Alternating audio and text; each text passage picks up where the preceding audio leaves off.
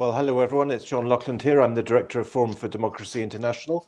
Welcome to this week's forum. I'm delighted to be joined by Peter Lavelle from Moscow, Jeremy Nell from Cape Town, and by my colleague, my double colleague, Stephen Baskerville, who joins us from, I believe, Iași in Romania.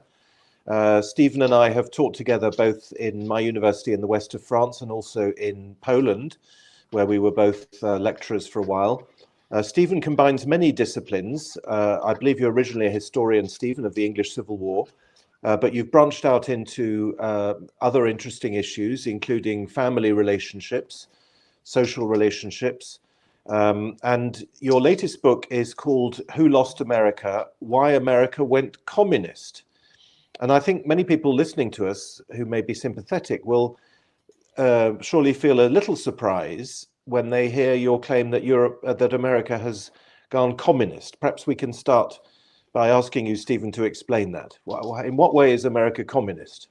Well, if you look at the title, actually, the word communist is in, as you say, inverted commas or quotation marks. So it's not really intended to convey that. I take that I entirely endorse that comment. In fact, I think that's a big part of the problem. I think there's an awful lot of my real argument of the book is that it's not the leftward shift in the Western world, starting and dominated by the United States, especially over the last, 5 years or so, since roughly early 2020, when the COVID hysteria hit. It's not really communism. It's not really Marxism, as people like to say. It's really a new kind of ideology that has taken control of the Western world.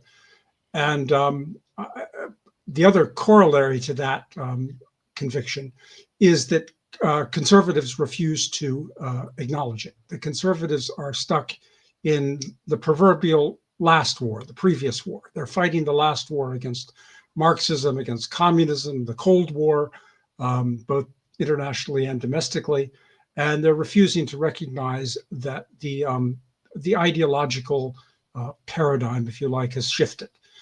So it's that's both. One of the points you make. That's one of the points you make very forcefully. That conservatives are always losing battles and then retrenching, and then, as it were, regrouping for the next battle, which they also lose, and then successively giving more and more ground. That's one of the main arguments in your book, isn't it? Very much so, yes. It's that the left is constantly changing. The left constantly reinvents itself. And over the centuries, since the left made its appearance in roughly the 16th century, I believe the left has shifted, has reinvented itself many times. And Marxism is the only, Marxism, socialism, liberalism, those are just what we're familiar with in our lifetime. But I think a major shift in the left has taken place. And the corollary to that, to the ascension, the success of the left, is always the failure of the right. By definition, it's also the failure of the right. But the right doesn't want to acknowledge either one of those. It doesn't want to acknowledge how the left has changed, and it doesn't want to acknowledge how it itself has failed to understand that change and why it loses all the time, frankly. And one of the arguments I think that you make very forcefully as well is that the key problem is welfare. Am I understanding you correctly? Is that your main claim, that the welfare state, which the right has never combated, is the cause of social breakdown and of all our other woes? Is that your central argument? Well, there's another link in there, and that is that as long as we're speaking about ideology, it's that the left is undergone this major reinvention of itself within the lifetimes of all of us now living. And that reinvention, I believe, is not woke ideology. I think woke ideology is the left's way of packaging it, and it has been accepted credulously by the right. I believe that the major ideological shift at the vanguard of left-wing ideology, what's really important is the shift from social and economic grievances to grievances that are sexual. Yes. I believe that sexual radicalism is the dominant and the most important form of political radicalism in our time, that the other components of so-called woke ideology are secondary, are really marginal. Steve, could you give an example of that, what you're saying? Well, one of them is the welfare state. That's a good example, as John said. I start with the welfare state, and I move into the sexual revolution of more recent of the last few decades. But the welfare state really began about the early 20th century for most countries, late 19th century, early 20th century. And there were a number of forces pushing for it. But the really decisive one in the Anglophone world was the feminists, the sexual left, which in those days was the feminists. It was the first big victory of feminism in the Western world, was the creation of the welfare state. And that's been documented, not by me, but by others. John Lott wrote a very interesting article a few years ago showing that the welfare state was the first major accomplishment after the enfranchisement of women in the United States and in the Western world. The welfare state has had well, it's been ignored. It's not seen as a victory. Originally, it was seen as a outgrowth of socialism, but it really wasn't. It was really the feminists who created the welfare state, and gradually over the decades, the feminists have taken control of it more and more, and it's been less a justified less by taking care of the poor, and more as taking care specifically of poor children. And this is why this is what has allowed the feminist left to take control of the welfare state and to transform it into what I believe is the first, as we now say, the first deep state. It's the first time that government officials, government bureaucrats took control of the private lives of law-abiding citizens. Innocent law-abiding citizens minding their own business could find their entire lives, including the rearing of their children, taken over by government functionaries. And this began with the welfare state. It didn't begin with the security services or the FBI or the CIA or MI5 and 6. It began with the welfare state. And in many ways, they exported that to the legal system, the judiciary, which in the United States is almighty, and in the other Anglophone countries is also very influential. And it transferred it. I think in many ways it was the judiciary, the family law judiciary, the welfare juvenile law judiciary originally, that exported this to the rest of the judiciary, and in some ways from there to the security services and that. But I don't want to push that too much. But would you say this is emergent, or do you think it's by design, or perhaps a combination of the two? Well, it certainly there's an ideological component to it. I mean, I don't deny that feminism did grow out of Marxism and socialism. There was always a feminist element all the way through all of the modern revolutions, the Russian Revolution, the French Revolution, even the English Revolution a bit had quasi-feminist elements. So they were always existing. Sexual radicalism was always in the margins of all the great modern revolutions. But it's in the 20th century that it broke out and is now enjoying its own day in the sun, so to speak. But I think that once you open, I guess if my belief is that the ideology was what was primordial that began it, but other interests quickly found that the ideology opened up opportunities for various pecuniary interests, such as the judiciary, the legal profession, the functionaries, the bureaucrats themselves, and others. So the ideology it's not ideology alone, but the ideology tends to open up opportunities for other interests to get their noses in the trough.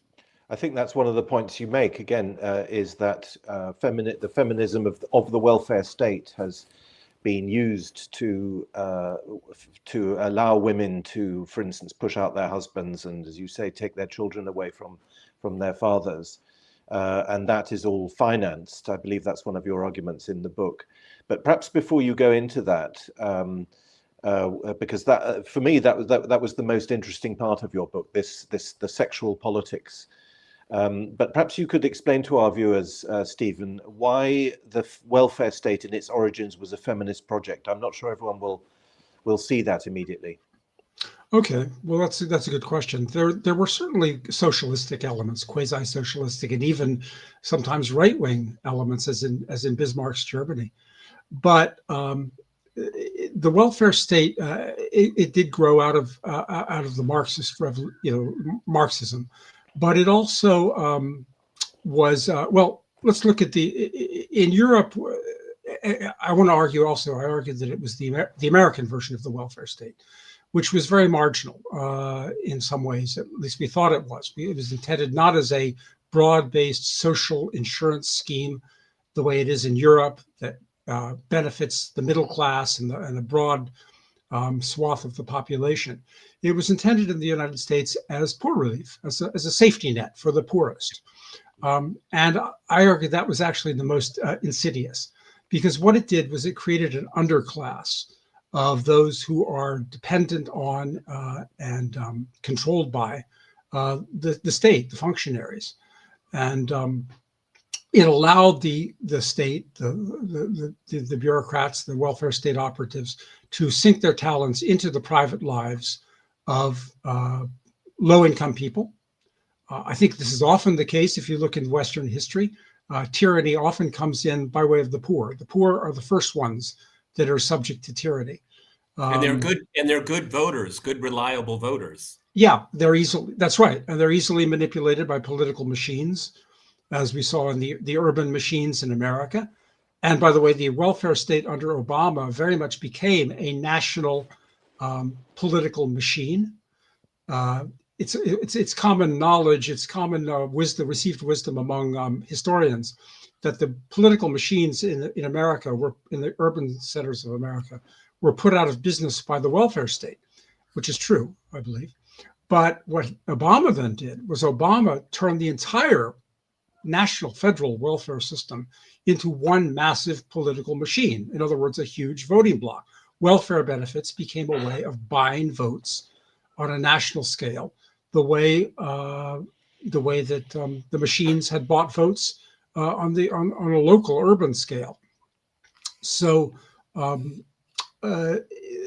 if you go back to the early 20th century, there wasn't a strong distinction. The early feminists were very much steeped in Marxism, anarchism, communism, liberalism. It wasn't a big distinction. Again, they were still a marginal force in even in the left. But over the course of the 20th century, I think communism, Marxism, the social and economic left has declined in importance, especially with the end of the Cold War. And the sexual left has climbed into its, into a place of domination at the vanguard of the left.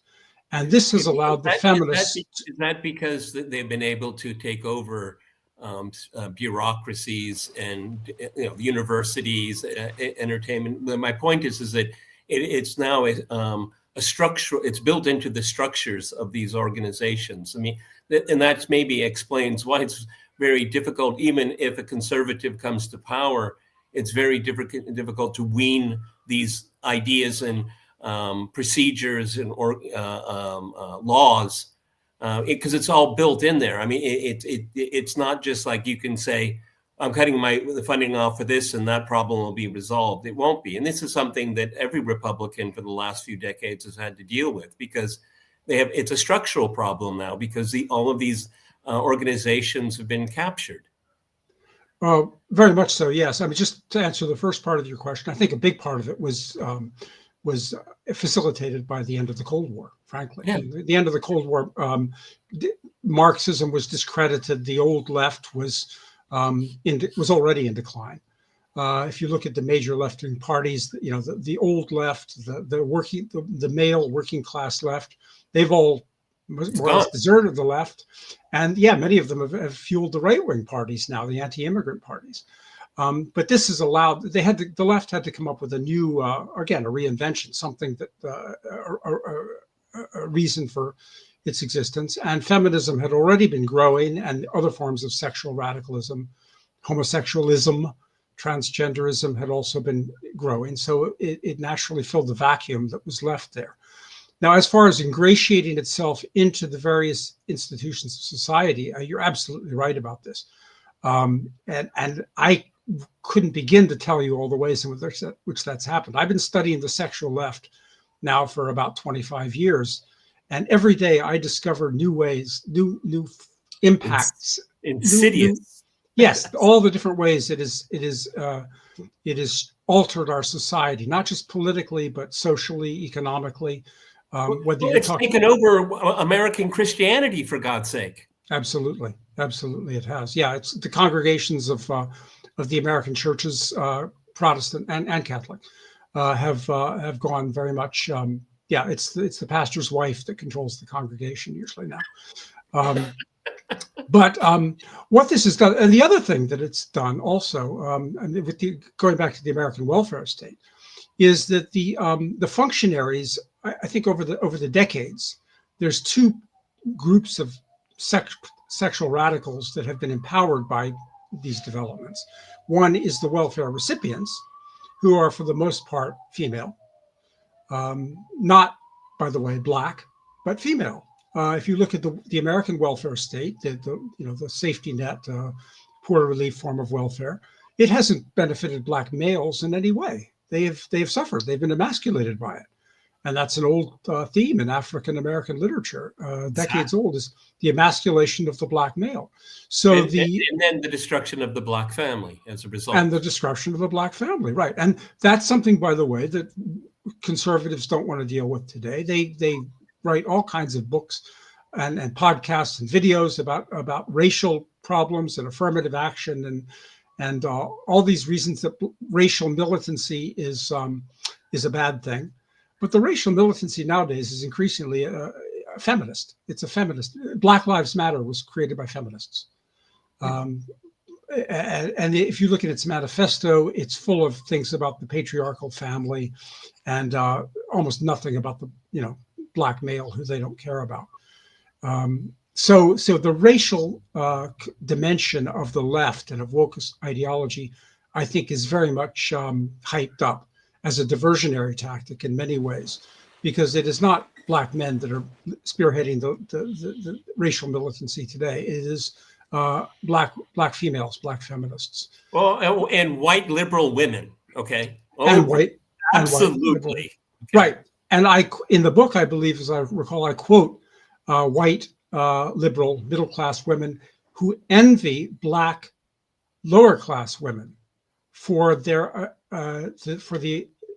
degree of autonomy that they have achieved. In other words, they are that is the greatest accomplishment of the women's movement is the Black women, because they've done the most to emasculate their men through the welfare system. So the white middle-class females, the white middle-class feminists envy the Black low-income women for achieving this degree of independence, single motherhood mostly, which they've achieved with the aid of state subsidies.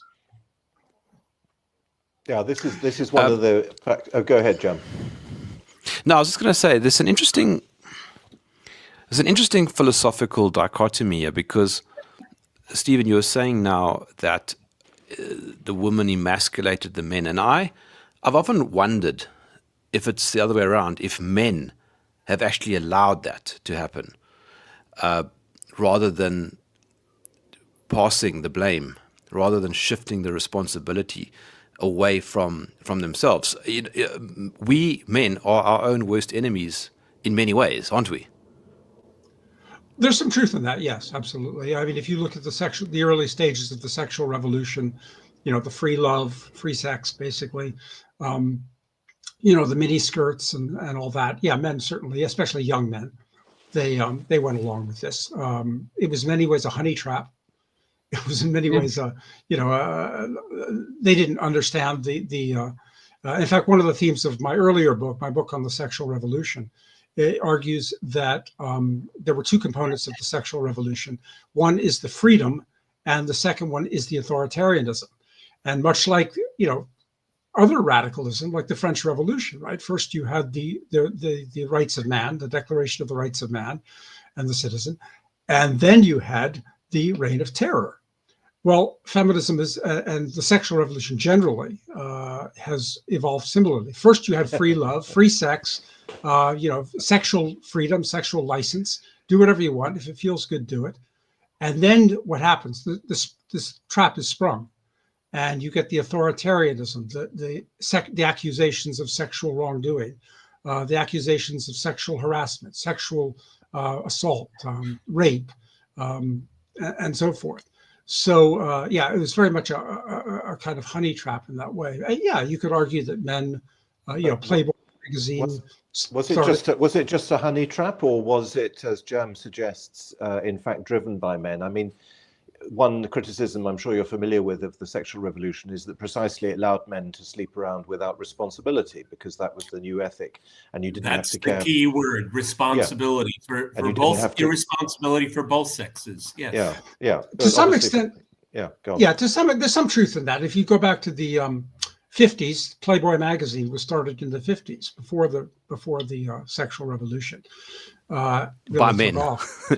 By men. Yeah. And I remember there's a lovely interview with Hugh Hefner, the founder of Playboy magazine, where he, when the feminists, he initially thought the feminists were allies of his. He saw them as, kindred spirits in their basically, carnality. And when the feminists turned against him and accused him of being an oppressor of women, he was genuinely perplexed. He didn't understand why they had turned against him. So, there is some of that. Now, today, I believe some of this is overstated. I think it has become an excuse for conservatives to ignore feminism. If they want to blame everything on men, it's all the men's fault. And again, there's some truth in that, and they themselves sometimes validate that truth. But it also becomes kind of an excuse to ignore the ideology, to ignore the really dangerous parts of sexual radicalism in all its forms, and to simply reduce it to rank and file concupiscence on the part of men who have no political voice. And because men certainly have acquiesced, they've certainly turned a blind eye to feminism for too long, including important men, influential men like conservatives. So we all have some guilt in all of this. There's no doubt about that. And what are the most dangerous consequences? You've just said the phrase, Stephen, of feminism. Or of the sexual revolution? What are the dangerous consequences of it? Right. Well, I started that, and I got diverted into something else. Going back to the welfare state, one of the other striking things about the welfare state, it empowered single mothers, it empowered welfare recipients. The other people it empowered was the welfare functionaries. Yeah. The state bureaucrats. And starting roughly in the 1990s in the United States and Canada, less so elsewhere, the welfare functionaries, the social workers, began to take on police powers, quasi-police powers. They began to take on police functions. They became effectively plainclothes family police with police functions, but without any of the constraints that we normally demand of uniformed policemen. And there were several examples of that. One is, the most common is accusations of sexual misconduct, especially domestic violence. Domestic violence machinery, which is extensive throughout the Western world now, began roughly in the American welfare state, because domestic violence became a problem. I take that back. First of all, child abuse. Child abuse came first. Child abuse is a problem primarily of single parent homes, single mother homes. That's where it happens. Very little serious child abuse takes place in the homes of intact two-parent families. So the child abuse machinery was put in place roughly, over the decades, but it really received a lot of funding in the 70s in the US under the Mondale Act. And it became a phenomenon of single parent homes, single mother homes. And but that's not the way it was policed. It was policed as a way of destroying families further. And the social workers never told us that. They never told us it was a phenomenon of single mothers. Instead, you had these hysterias that broke out in not only in the U.S. but in Britain, Cumberland, I believe, as I recall, and France and elsewhere, over child abuse hysteria. And families were broken up. In some cases, parents, usually men, fathers, were jailed, even though fathers commit a tiny, minuscule amount of child abuse of their own children, that is to say. Mothers commit most sexual child abuse is committed by the mother's paramours, boyfriends. Yeah. Most physical child abuse is committed by the single mother herself. Also, the most abortions. I mean, 100% of all abortions are committed by women. Right. So, but the point is that the child abuse hysteria transferred a lot of transferred police powers to the social workers. And this happened also with domestic violence. This was accusations of violence against, and it was largely in the family law context. It was the way of getting the father out of the house so the mother would get custody. And domestic violence was also transferred a lot of police powers, quasi-police powers, to welfare functionaries. And again, the recipients of all this, the victims of all of this, were primarily Black men and low-income men in the American welfare system and in Canada, but it also spread to Western Europe pretty fast, some of it. And then the third area that social workers acquired police powers was child support enforcement. In other words, for decades, social workers had been the dispensers of largesse to the poor. But increasingly in the 1990s, 80s and 90s, pressure was mounted by both the left, but also even more the right, to recover some of that largesse, to recover some of that welfare money. In other words, the system was breaking, it was exploding, it was insolvent. And conservative lawmakers started saying, well, let's get some of this welfare money back. Let's get the fathers to pay for some of this. So let's hype up the child support enforcement. So that's what they did. And that's what Clinton did. Clinton came in, and you will recall that Clinton peddled himself, marketed himself as a reformer, as a moderate, as a middle way. He distanced himself from the far left, the communist left, the liberal left, and he pushed this third way along with Blair in Britain. And he said, okay, well, we're gonna reduce the welfare rolls, which he did a little bit. Obama restored them, by the way, but he did reduce the welfare rolls a little. But even more than that, what he did was he transferred more police powers to the functionaries, the female functionaries for the most part, who were in charge of child support enforcement. So child support became a way of plundering low-income men. And that's what they did. But the problem was that they couldn't get much money out of low-income men. They weren't worth plundering. So that's where the divorce revolution came in. The divorce revolution in the 70s. What that did was it destroyed middle-class families the way that welfare had destroyed low-income families.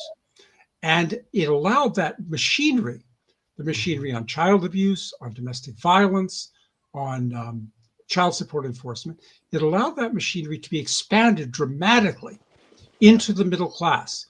And it allowed the criminalization of middle-class men, divorced men, sometimes involuntarily divorced men, and it allowed them to be plundered through the child support racket. So they could be involuntarily divorced. That's because that's what no-fault divorce means. It means you don't have to have given any legal grounds for a divorce. You could be divorced involuntarily. You can then have your children taken away, and then you can then be plundered for your income and assets in the name of providing for the children that have been taken away from you. As Jed Abraham, our attorney, says, you could be forced to pay for the filching of your own children. And this massively empowered the social workers with police powers to, it's just unbelievable Don't get me started on the powers that they had.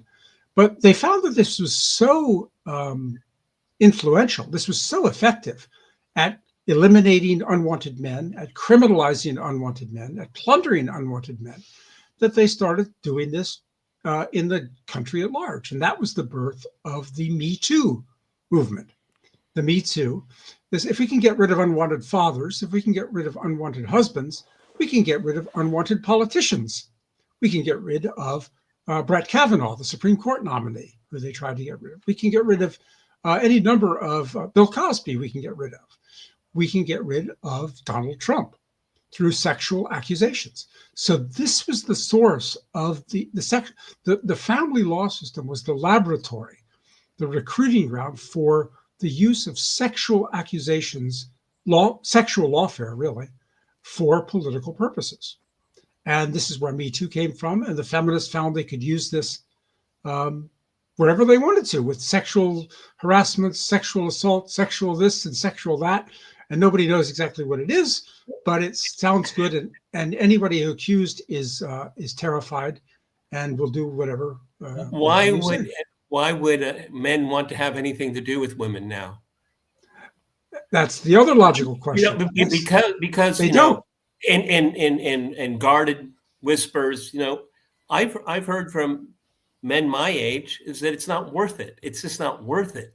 Okay. It's a losing proposition for me every step of the way. And exactly. Even to the point, well, maybe we should go back to segregation. Okay. Maybe that will solve all of these problems here. No, what I see, and I've talked about this with John and Jerm many times. I mean, we're going back to feudalism. Only privileged people can have families, okay? Privileged people can have them, okay? And they can have a lot of children, by the way, because they have the resources. I mean, having where I live here in Moscow, having a child is a really expensive endeavor. It's something very, very serious that you have to take into account. But I know a lot of Western men, I can sleep around, okay? That's fine. I mean, right. What's the whole point of going through this? Because we all know, getting married, you got to take responsibility. I mean, talking about the majority experience, the normative experience. You stop drinking, you stop partying, you stop screwing around, you grow up. It's what you need to become a man. Well, there's no reason to become a man anymore. Right. That's exactly right. I mean, and this is precisely what's happening. Yeah. Jam, go ahead. Could I propose that there's also a link here to the rise of egalitarianism. Nobody wants to perhaps acknowledge or admit that maybe a patriarchal society doesn't allow for this kind of nonsense. And perhaps gender roles are something that should be preserved rather than dismantled. Oh my God, Jeremy, you're going to be canceled for that. You're done. You're done. Right. Well, both those points that both of you have made, Jerry and Peter, this is precisely what is happening. Men are abstaining. Strike. There's a good book by Helen Smith called Men on Strike. And they're refusing to marry, they're refusing to date, and sometimes they're refusing to have any association with women at all, because they're increasingly realizing what goes on, what the injustices that can happen to them. There's a movement sometimes referred to as MGTOW, MGTOW, men going their own way. Basically, strike boycotting women, and this is. It's not a political movement at this point. It's just a spontaneous response to the injustices of the legal system and the culture as well, and that's precisely what they're doing. And many men are concluding that patriarchy is the way for them to go. Why not? What do they have to lose? But now, what do they mean by patriarchy? It can mean there's crude forms like Andrew Tate, and quite crass forms that I certainly don't endorse. But there's also other forms, such as male custody of children, as the law, English common law and the Napoleonic Code used to provide for, which I do endorse, actually. Yeah. Sorry, you were gonna. But I mean, it's also something I've been thinking about, because I was driving with my wife in the car the other day, and she actually asked me. She said, "Do you think this rise of feminized men is a result of loss of morals and loss of ethics and just society having no kind of foundational guidance also?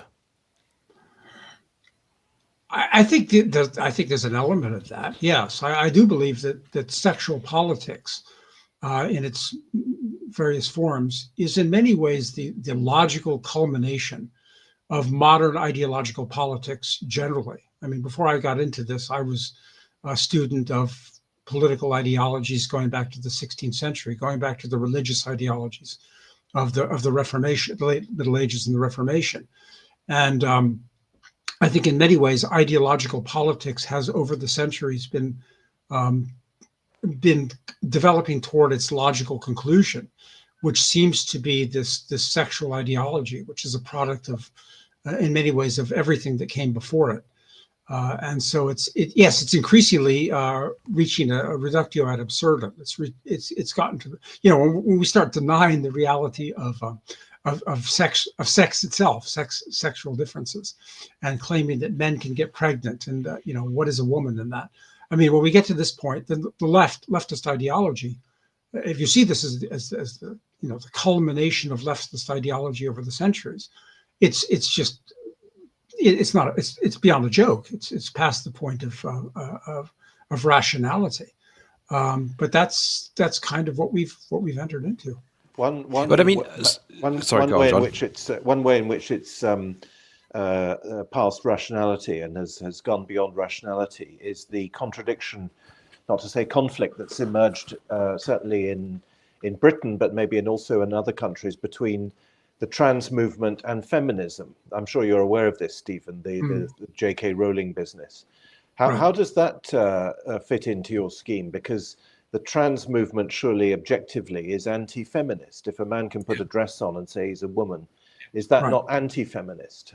Or is it just that the leftist ideology, of which you're a historian, is it just that ideology is nothing but nihilistic, and therefore rationalism doesn't matter, providing that it just carries on destroying things? Well, yes, a good question. I think all of that is true, what you've just said. I take this as one of the major pieces of evidence for my critique of the right, though, because, as you say, leftism is notoriously prone to, vociferous tendencies to splinter into various factions, and they squabble among each other. There's nothing new about that. But so I regard this basically as a intramural squabble among the left, between the feminist left and the transsexual left and the homosexualist left, and it's that. But rather than my criticism of the right in that is that they're taking, rather than state their own principles, rather than they show their own principles to stand behind them and articulate them coherently, that the whole sexual radicalism phenomenon is flawed from the beginning. Instead, they're taking sides in an intramural squabble of the left. They're taking sides of the feminists against the transsexuals. And the effect of this, I believe, is for radical ideology generally to wheedle its way into the minds of conservatives, into the mind of the right.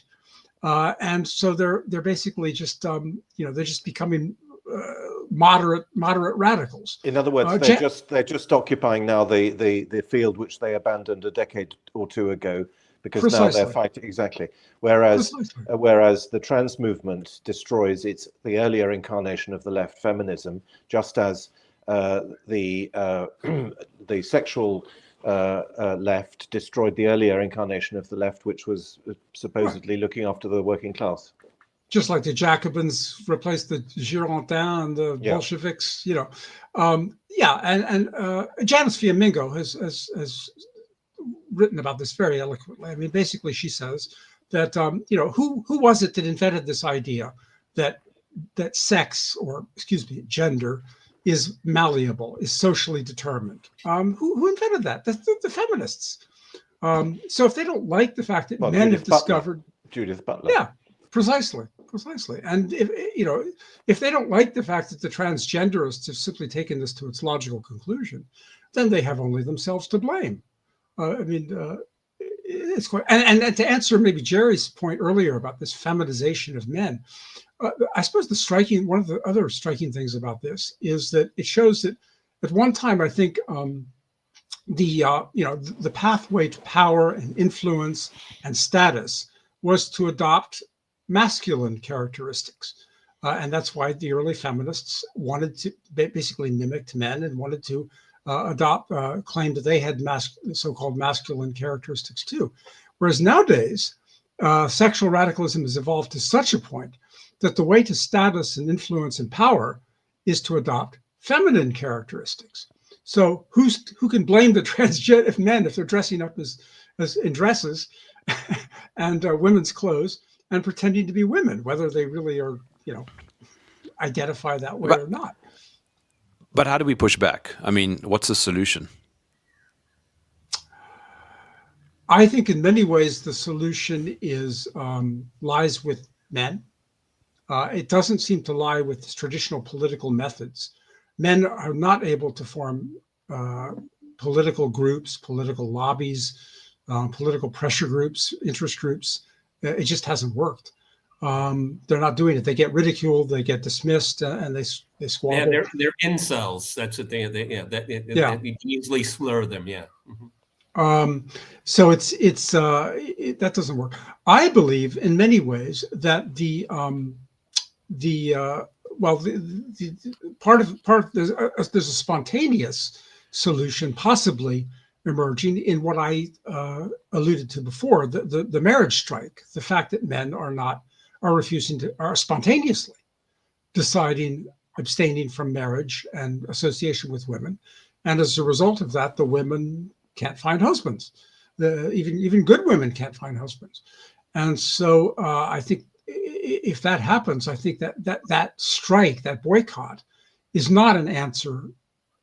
Is not an answer in the long run, but it's like any strike, it does provide leverage to men for some change. If they start politicizing that not what is now an apolitical, spontaneous abstention from women, and politicize it a bit, or if a class of leaders comes out and says, well, the reason for this is because of the laws, and you just need to change the laws, then they could transfer. I think that provides a lot of potential leverage to men, to fathers, to good women, to people who want families, to people who want stable societies, to demand that laws, for example, child custody laws, which I think are the worst, are the basis of the whole thing, to be changed. And I think, in my opinion, and I didn't think of this myself, as a brilliant scholar named Daniel Amneos, Shakespeare scholar who wrote a book a few years ago called The Case for Father Custody.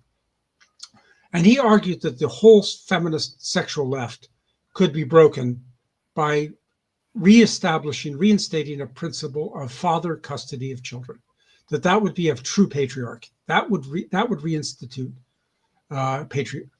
effectively patriarchy.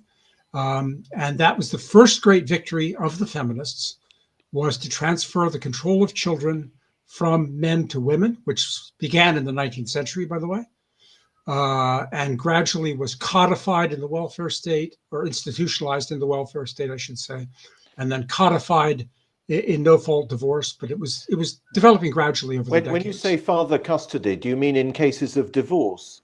And if so, why are you talking about the 19th century? You must be referring to something else when you say that the shift went from men to women in the 19th century, or are you referring to divorce cases then? It was already happening in the 19th century. There's a fascinating essay by Belfort Bax, who was a socialist, writing around the turn of the century. And he outlines it all. He explains all of it, how it's already happening. You're talking about in cases of divorce. You're not saying that the overall view of the family changed. Am I right in thinking you're talking about divorce? Who gets the children in the case of a divorce?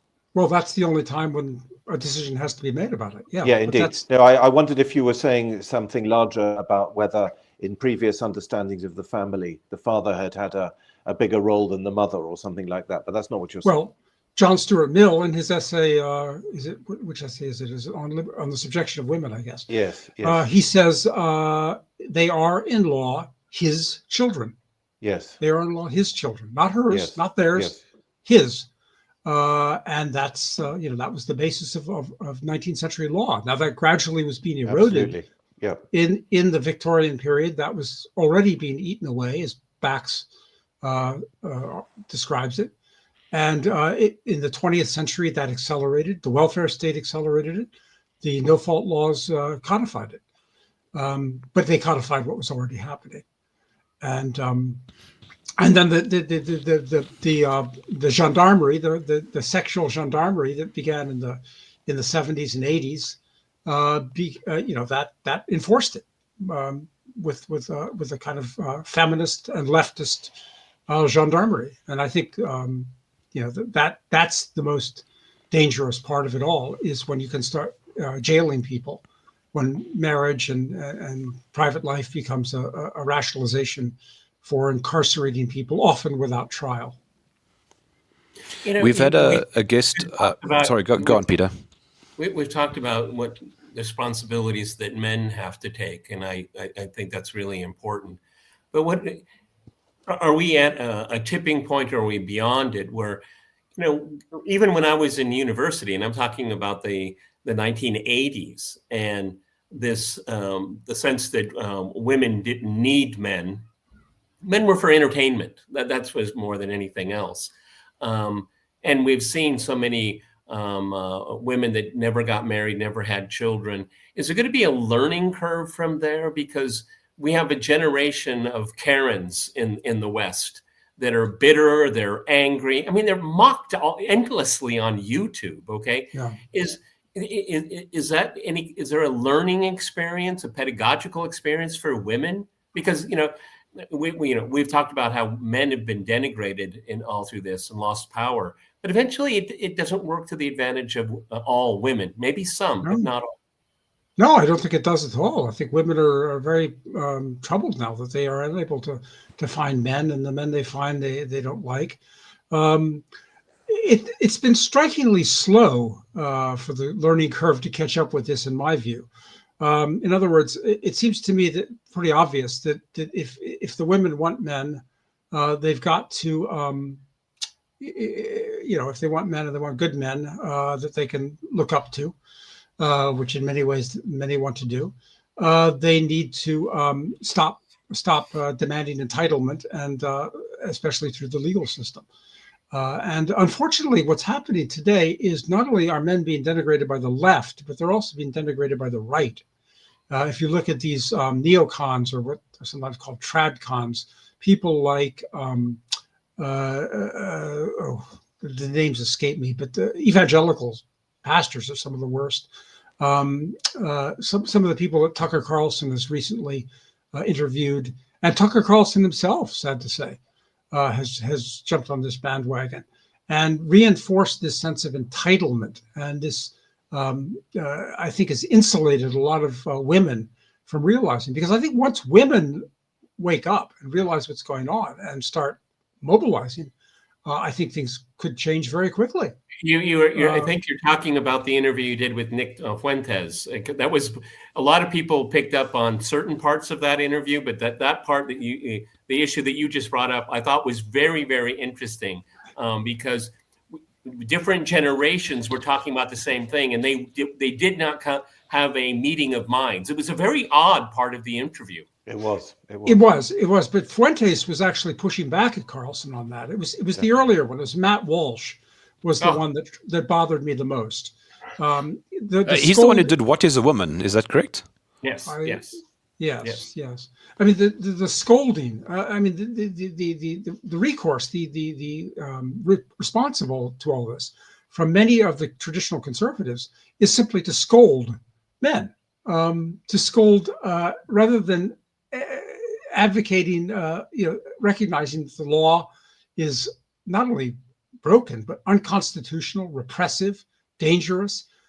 They want to just scold men. And I think this reinforces some of the worst tendencies, the worst sense of entitlement among many women. And I think if the right were to wake up, and this is the main argument of the book, actually, is if the right were to wake up to the sexual revolution and stand up to it on its own traditional terms, I think we'd start to get some real change. But it's the collusion of the left and the right over sexual issues, and really the emasculation of the right. Ironically, because they scold men for not being masculine, for not being manly, and they write all these books about manliness, and yet they, in some ways, the right, the traditional right, the neocon right especially, and their domestic equivalents of the neocons are the worst scolders. By the way, if you look back at the origins of neoconservatism back in the 70s, the two most salient issues that the neocons organized around. One was foreign policy, the Cold War, and the liberal tendency to appease the communists, the Soviet Union. But the second issue that the neocons organized around was welfare reform. That was a very big issue in the 1970s and 80s. And they were pushing that very hard. And some of them the early neocons wrote some very good. Daniel Patrick Moynihan wrote a very famous essay in the 50s about the breakdown of the Black family and the breakdown of the Black male, the emasculation of the Black male. And that was very good. And it was in the 90s that the neocons abandoned this. When Clinton brought in his welfare reforms, when Clinton strengthened child support enforcement, when Clinton pretended to reform the welfare system, then the neocons jumped ship. Why did they do it? Because it was at that point that the feminists were discovering that welfare was not a necessary evil. For decades, welfare in the United States had been a necessary evil. Conservatives didn't like it because it was full of spongers. Liberals didn't like it because it was demeaning to the poor. Even Marxists didn't like it, because Marxists said it would dampen the revolutionary fervor of the working class. So everyone said that the welfare system was at best a necessary evil, and we should get rid of it. But it was in the 90s that the feminists discovered, no, welfare is not a necessary evil. Welfare is the avenue, the formula for the empowerment of women, both the single mothers and the female functionaries. Welfare is not a necessary evil. It's a positive good for empowering women. And that's when the neocons jumped ship. That's when the neocons stopped talking about welfare reform. And it went from the front pages in the American newspapers to oblivion. Jerm, I think you wanted to jump in. Yeah, so we had a guest a number of months ago, Rachel Wilson, outstanding thinker, and she's written a book on what she calls the occult roots of feminism. But she makes a very salient point, and that is that men have forgotten their own power. And if you think about it, which is the point that she makes, the power differential between men and women is so laughably huge that there's no possible way that women in reality can enforce anything.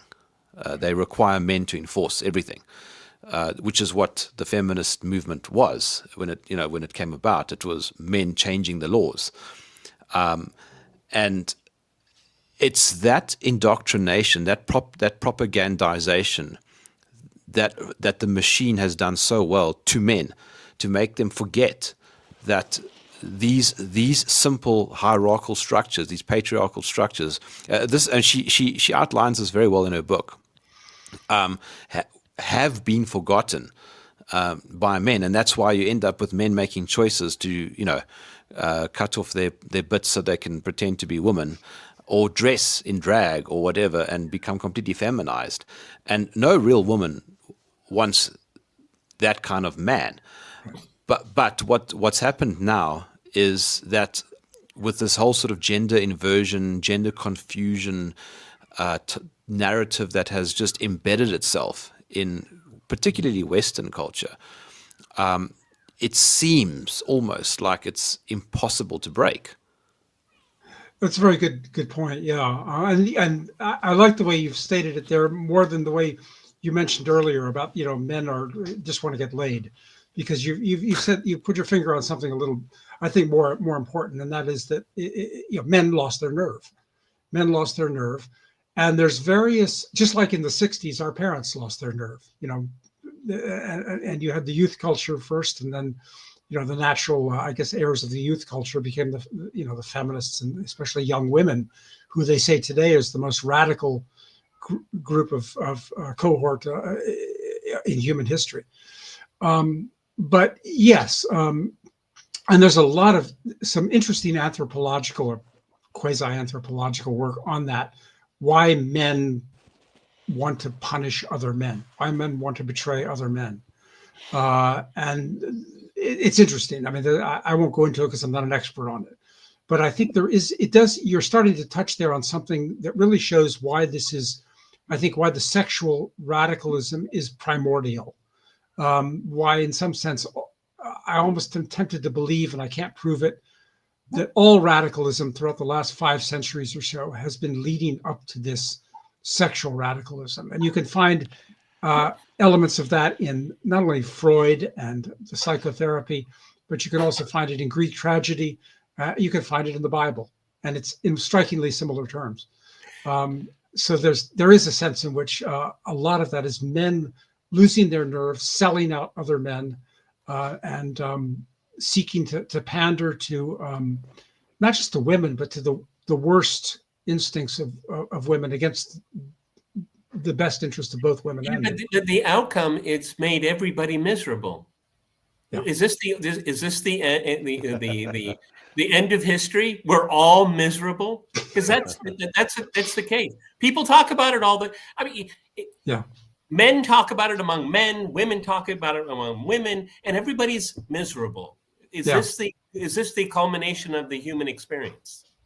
Yeah, this is it is striking to think about it that way.